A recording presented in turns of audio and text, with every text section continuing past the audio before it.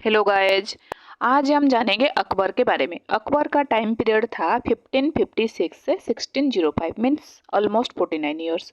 अकबर का पूरा नाम था Jalaluddin Mohammad Akbar and he was the son of Humayun and Hamida Bano.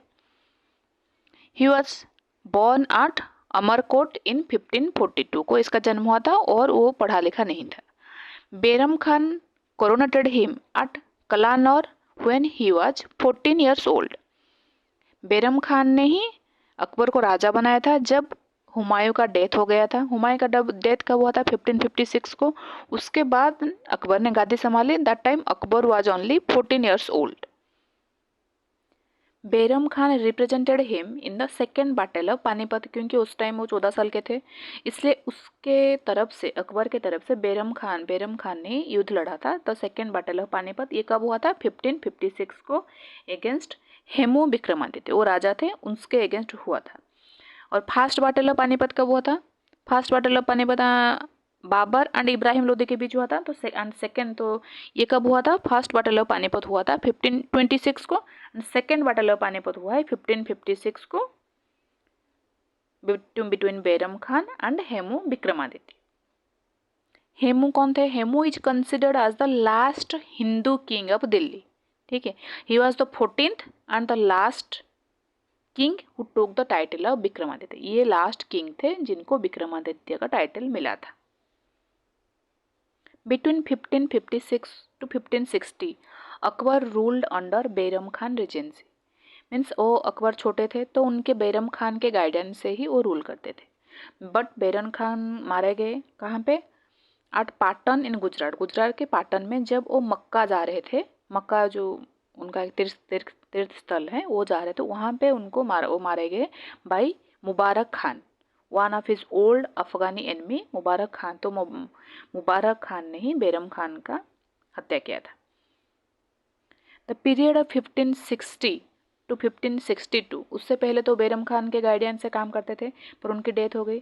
So the period from 1560 to 1562 is also refer to as the petticoat government, क्योंकि उस time भी अकबर छोटे थे तो उनकी जो नर्स थी, वेट नर्स थी महम अंगा, तो he often called Akbar's foster mother उनको बोला जाता था। वो उनके इन्फ्लुएंस से ही काम करते थे, तो जो काम है वो महम अंगा ही संभालती थी and Akbar was acting as a puppet. और उसकी भी डेथ हो गई, महम अंगा की डेथ हो गई इन 1562। इन 1561 अकबर ने मलवा में उसने डिफीट किया था बाज बहादुर को। सो मलवा कंक्यूर किया था उसने।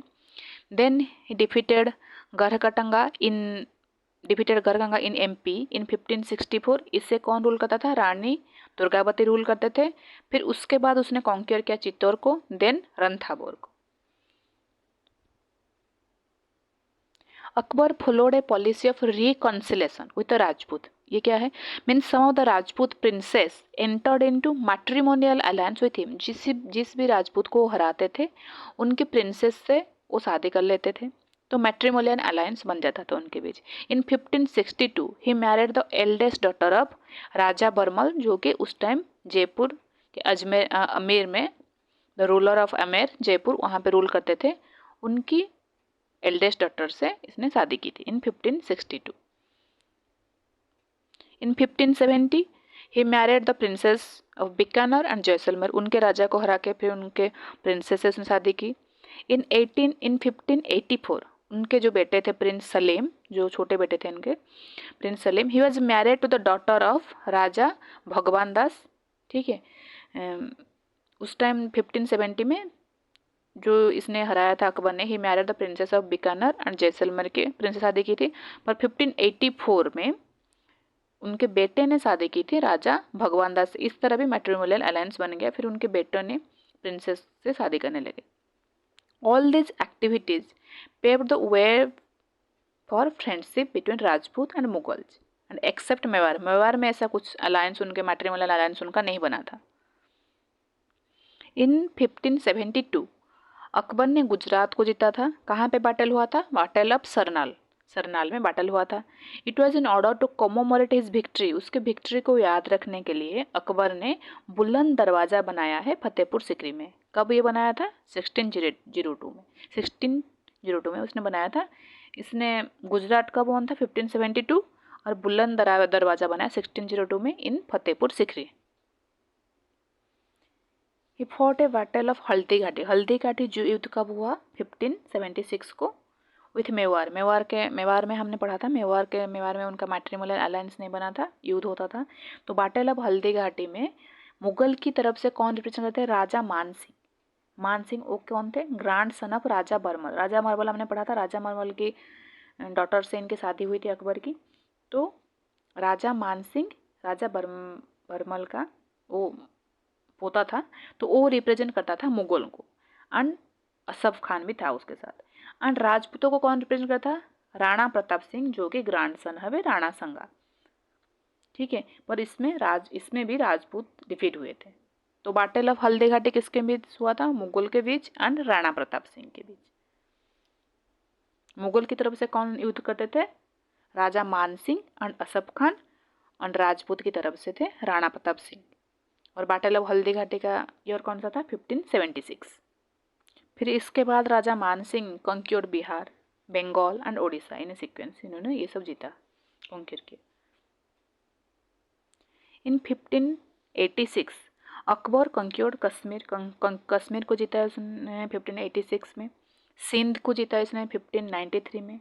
ही डिफीटेड चांद बीबी ऑफ अहमदनगर, उसको जीता है इसने 1599 में। His last conquest was the fort of Asirgarh, इसको जीता था इन्हें 1601 में। At his death in 1605, his empire extended as far as the Godavari in the Deccan। 1605 में अकबर का डेथ हुआ था।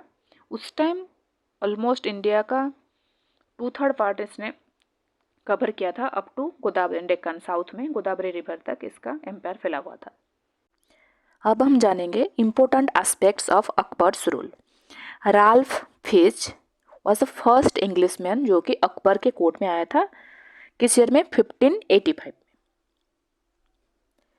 Akbar repeal the practice of slavery, slavery को हटाया, जो स्लेव्स रखते उनको भी कैंसिल किया उसने। पिलग्रिमेज टैक्स जो हिंदूज के ऊपर लगता था उसको भी हटाया इसने। एंड ही एबोलाइज जजिया, जजिया एक टैक्स लगता था नॉन मुस्लिम्स के ऊपर, इसको भी हटाया इसने। The use of beef was also forbidden, इसको भी मना किया। इन 1883 Akbar put a ban on killing animals on certain days.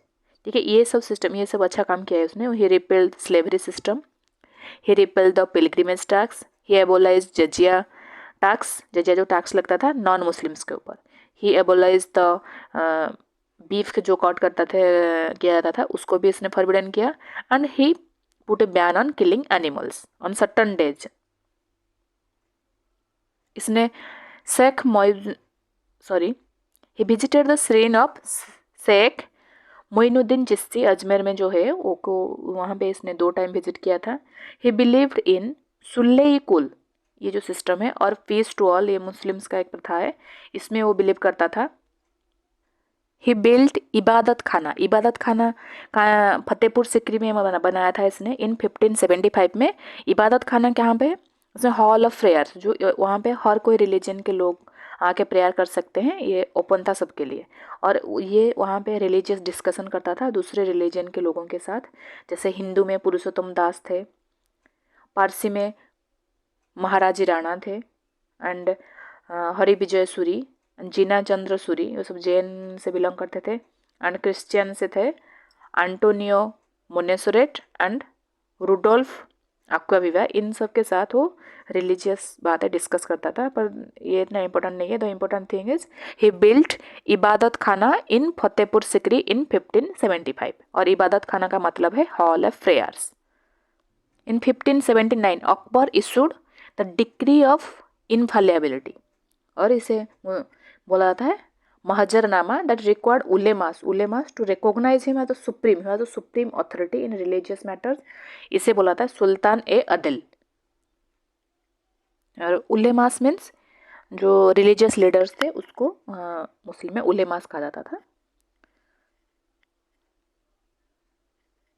He formulated a new faith called Din e Ilahi means divine faith, और तौहीद ए इलाही, ये कब बनाया था इसने?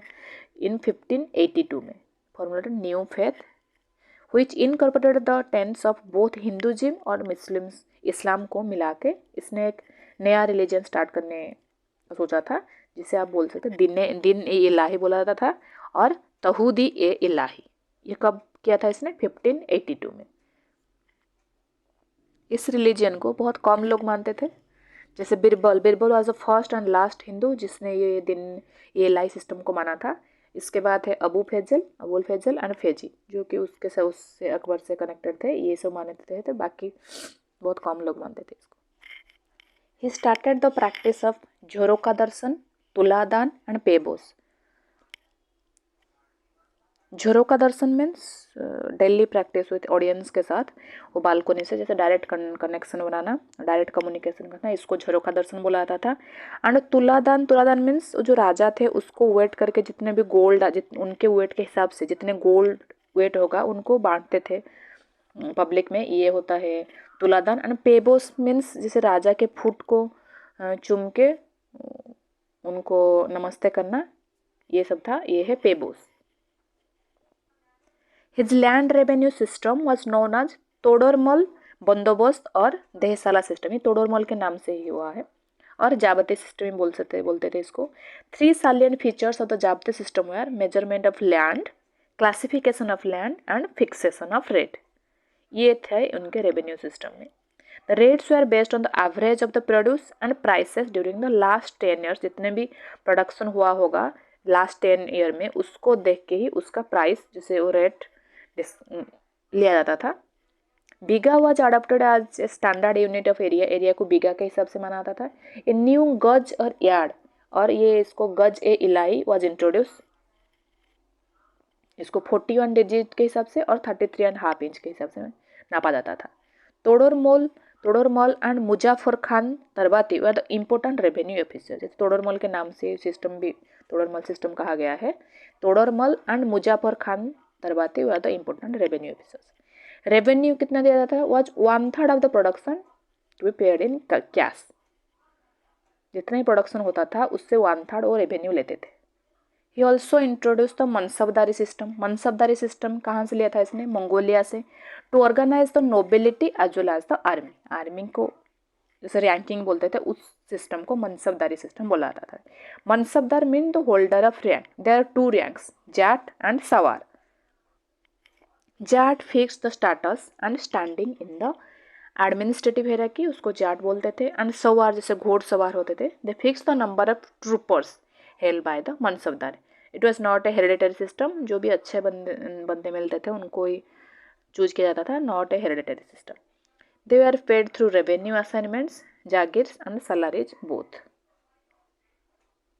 Broadly, there are 3 categories among the mansabdars: those holding the rank from 10 to 500 jats, जो थे ranking किया जाता था 1 2 3 4 ऐसे करके, उनको बोला जाता था उमरा, वो फर्स्ट रैंक के थे। those holding the ranks of more than 500 jats but below, 500 से ऊपर थे पर 2500 से बिलो थे, तो उनको अमीर बोलते थे, ये सेकेंड कैटेगरी के थे। और थर्ड कैटेगरी थे जो 2500 से बिलो, दो जो मनसब मीन्स उससे ज़्यादा थे जिनका रैंक, वो अमीर ए अजम बोला जाता था इनको। मान सिंह द फर्स्ट मनसबदार जिनके अंडर 7000 जैट्स थे, एंड भगवान दास जिनके अंडर 5000 जैट्स थे। They enjoyed the privilege and position in mansabdari system. ठीक है, तो जैट्स को किस किस रैंक से? एक उमरा, एक अमीर एंड अमीर ए आजम, इसे रैंकिंग किया जाता था मनसबदार्स को। अब हम जानेंगे अकबर के जो 9 रत्न थे, नवरत्न, इनके बारे में। और ये आप मैप में देख सकते हैं, ये अकबर का एम्पायर कहाँ से कहाँ तक फैला हुआ था। फर्स्ट कौन था? अबू फैजल, ये था अकबर का वजीर और इसने ही लिखा था अकबरनामा। और अकबरनामा का जो थर्ड पार्ट था इसको बोला था अन्नी ए अकबरी। ही ऑल्सो ट्रांसलेटेड, उसने कालिया दमन एंड पंचतंत्र को पर्सिया में ट्रांसलेट किया था। He also led the Mughal imperial army को, ये लीड करता था डेक्कन की तरफ, साउथ की तरफ उसने ये लीड किया था मुगल आर्मी को। He also he was assassinated, इसको किसने मारा? ये था वीर सिंह बुंदेला, ये बाद में अर्चा का किंग बना, इसने मारा था विथ अकबर का सन जो सलीम है, जो बाद में जहांगीर बना। सलीम उसका रियल नाम था, बाद में उसको जहांगीर बोला जाता है। तो वो दोनों मिलके ही अबू फैजल को मारा था उन्होंने। सेकेंड कौन था? फेजी। फेजी ये अबू फैजल का भाई था। ये अकबर के कोर्ट में एक हिस्टोरियन था and he was a poet, composing in Persian and all round genius था। ये फेजी ये अकबर के सन को पढ़ाता था, तो इसलिए इसने नवरत्न में जगह दी थी इसने अकबर ने। ये ट्रांसलेटेड लीलावती। लीलावती एक मैथमेटिक्स बुक है, इसने इसको ट्रांसलेट किया था। एंड नला दमयंती, ये दोनों को इसने पर्सिया में ट्रांसलेट किया था। फिर तानसेन। तानसेन का रियल नाम था Ram Tanu Pandey. He believe to be one of the greatest musician. उस टाइम पे वो बहुत बड़ा ग्रेट म्यूजिशियन माना था इसको। इसका जन्म हुआ था ग्वालियर में, एक हिंदू फैमिली में। तानसेन इसको बाद में नाम दिया गया, इसका एक्चुअल नाम था Ram Tannu Pandey. He served as the court musician. वो पहले काम करते थे किंग रामचंद्र सिंह, जो रेवा बघेला ऑफ रेवा में वो इस राजा के अंडर वो काम करते थे। फिर वो बाद में अकबर के अंडर आए।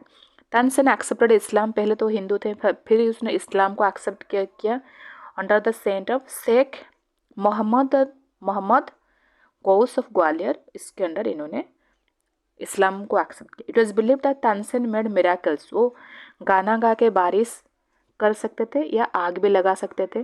जैसे मेघमलार राग वो गा के बारिश करा सकते थे। ये माना जाता है कि वो दीपक जो राग वो गा के वो आग लगा सकते थे। अभी इस his Tom is in Gwalior. Third है राजा बिरबल। उसका रियल नाम क्या था? महेश दास। वो एक ब्राह्मण फैमिली से बिलोंग करता था। He was a poet and author whose wit and wisdom led the emperor Akbar to invite him in his court.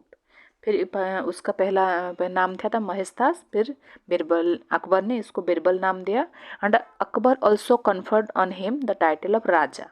राजा भी अकबर ने ही टाइटल इसको दिया था। And he died in 1586। Raja Todarmal. He was Akbar's finance minister, और जो रेवेन्यू सिस्टम संभालते थे। इनका नाम भी हमने अभी ऊपर पढ़ा, इनके नाम से ही रेवेन्यू सिस्टम को नाम दिया गया था। He introduce standard weight and measurement in revenue system में। His systematic approach to revenue collection became a model for the future Mughals as well as for the British. He had developed his expertise while working on the शेर। वो पहले शेरशाह सूरी काम करते थे, फिर इनके under काम करने लगे। In 1582 Akbar bestowed on the Raja the title Diwan e Ashraf. Raja Man Singh. He was the Kachhwaha Raja of Amber. He was a mansabdar. वो मनसबदार थे and trusted general of Akbar and he was the grand son of Akbar father in law. He assisted Akbar को, इसने बहुत सारे बैटल में इसको असिस्ट किया है। The well known was Haldi Ghati.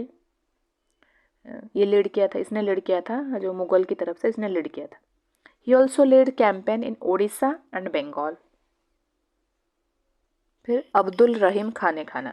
He was a poet and the son of Akbar's trusted character. जो बैरम खान थे, अकबर जब 14 साल के थे उस टाइम बैरम खान ही और सब संभालते थे। इसलिए after Bayram Khan was murdered, Bayram Khan's wife became the second wife of Akbar। तो इसलिए इस हिसाब से अब्दुल रहीम खाने खाना वो बनते थे अकबर के stepson. He had a high place among Akbar's Navratna में इनको बहुत उच्च स्थान दिया गया था। Although he was a Muslim but he was a devotee of lord Krishna and he wrote Rahim Satsai and translated. उसने बाबरनामा को पर्सिया में ट्रांसलेट किया था। And Faqir Aziauddin, he was Akbar's chief adviser थे। एंड मुला दो प्याजा, वो कश्मीर से थे। He was among the Mughal emperor Akbar's chief adviser and Akbar regarded his advice as high esteem. ये सब एडवाइजर थे। फ़कीर अजियाउद्दीन, मुला दो प्याजा एंड मोहम्मद हुसैन, वो भी कश्मीर से थे। He was A calligrapher in Akbar's court who was honoured the title. उससे जरीन कलम मीन्स गोल्डन पेन का टाइटल दिया गया था किसको? मोहम्मद हुसैन को। तो अकबर का पार्ट कंप्लीट हुआ। Thank you for watching this video.